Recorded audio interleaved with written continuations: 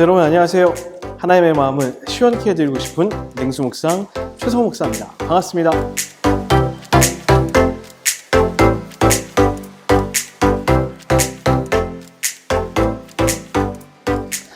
여러분 안녕하세요. 오늘은 여러분과 기독교 전통에서 아주 중요한 고난주간에 대한 이야기를 해보려고 합니다. 코로나19로 함께 모여 예배할 수 없는 답답하고 안타까운 상황이지만 이 고난주간을 우리가 어떻게 더 의미 있게 보낼 수 있는지 여러분과 함께 나눠보도록 하겠습니다. 먼저 고난주간은 예수님께서 나귀를 타시고 군중들의 환호 속에 예루살렘에 입성한 종료주일부터 장사되셨다가 부활하신 부활주일 그 직전까지의 기간으로 우리는 예수님의 고난과 그 의미를 기억하며 경건히 보내기로 결단하는 주간이 바로 고난주간입니다.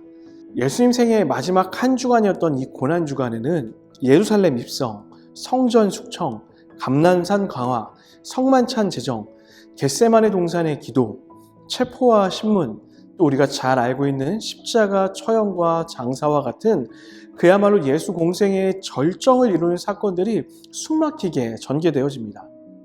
성도들은 주님의 사역이 모든 것이 응축적으로 담겨있는 이 한 주간에 각 요일마다 있었던 일들을 기억하며 이 주간을 엄숙하고 경건하게 보내기로 결정합니다. 아마 여러분도 고난주간이 되면 고난을 기억하고 또 고난에 동참하기 위해 금식하기도 하고 평소보다 말씀을 더 많이 보기도 하고 다른 때보다 더 절제하며 보내려고 많이들 애쓰시고 또 결단하셨을 것입니다.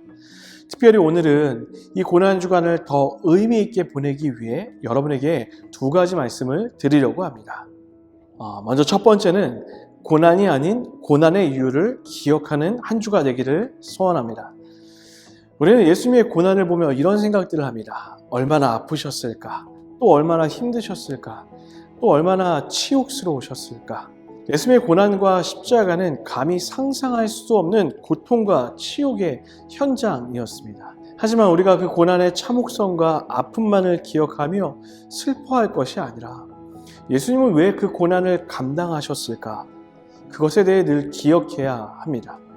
예수님은 병자를 치유하시고 또 폭풍을 잠잠케 하실 수 있는 힘 있고 능력 있는 분이었습니다.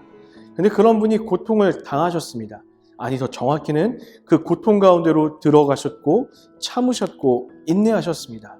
딱 하나의 이유 때문이었습니다. 그것은 이 고난을 통해 하나님의 뜻, 바로 구원을 이룰 수 있었기 때문입니다. 성경의 이야기를 살펴보다 보면 도망가는 인간과 그런 인간을 구원하고 건져내기 위한 하나님의 애절한 사랑의 내용들이 성경 한가득 기록되어 있는 것을 보게 됩니다. 그리고 그 절정이 바로 예수님의 고난과 십자가 사건을 통해 드러나게 되는 것입니다. 그래서 우리가 고난을 묵상할 때 그 고난 자체, 얼마나 아프셨을까, 힘드셨을까에 대해 집중하는 것이 아니라 우리는 고난을 통해 이루고자 하셨던 그 하나님의 구원의 목적, 하나님이 우리를 얼마나 사랑하셨기에 그 고난 가운데로 들어가셨고 인내하셨고 참으셨는지 우리는 그 사랑에 대해 묵상해야 한다라는 것입니다. 예수님이 고난을 참고 구원할 만한 자격이 내게 있는가? 예수님이 모욕을 참고 구원할 만한 자격이 나에게 있는가?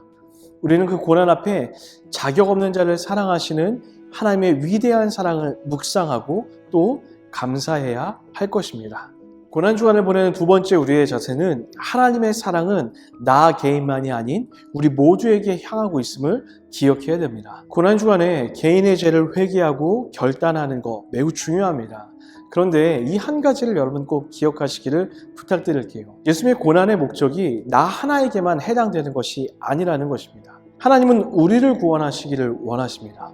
하나님의 마음에는 나 하나만 있는 것이 아니라 내 가족, 내 친구, 그리고 얼굴 한번 본 적 없는 세상의 많은 사람들이 하나님 마음 안에 남겨져 있고 그들을 위해 고난 받으셨음을 우리는 기억해야 됩니다. 그래서 고난주간은 나와 하나님과의 관계에만 집중하는 것이 아니라 내 주변에 그 고난의 의미를 알아야 하는 사람들은 누구이고 우리는 그들에게 이 고난의 의미가 말로만 전달되어지는 것이 아니라 내 삶을 통해 어떻게 전달되어질 수 있는지를 고민하고 묵상해야 된다라는 것입니다.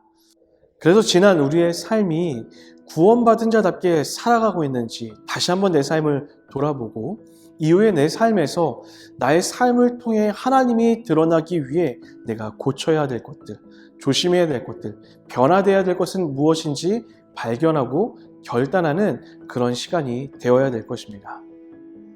우리는 이렇게 고난의 목적을 기억하고 고난의 완성이 우리의 구원이라는 것을 기억하며 이 고난 주간을 보내야 할 것입니다.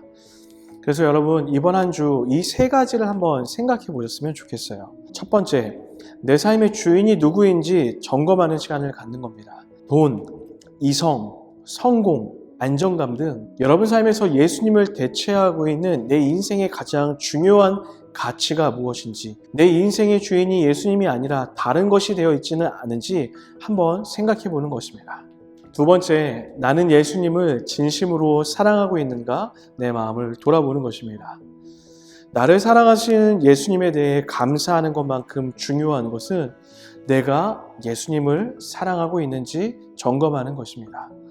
그래서 이 고난주간을 통해 어제보다 오늘, 오늘보다 내일 하나님을 더 많이 사랑한다고 그렇게 고백하고 결단하는 여러분 되시기를 소원합니다.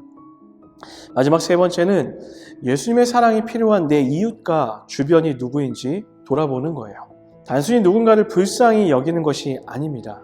하나님의 마음으로 십자가의 사랑이 필요한 내 주변을 생각해보고 그들을 위해 함께 기도하는 것입니다. 특별히 코로나19로 여전히 우리 주변에 힘들어하는 사람들이 많이 있습니다. 그들에게 하나님의 위로가 있고 회복이 있도록 함께 기도하는 고난주간이 되었으면 좋겠습니다. 네, 오늘은 여러분과 고난주간을 의미 있게 보내기 위한 이야기를 나눠봤습니다. 여러분, 고난은 한 주간만 기억하는 것이 아닙니다.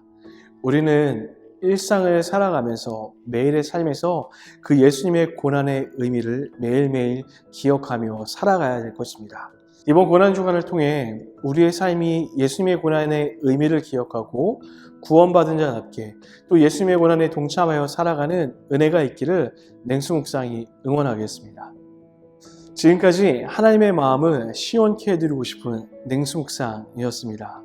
여러분의 고난주간 하나님이 함께 하시기를 기도하겠습니다. 여러분 사랑하고 축복합니다. 다음에 만나요.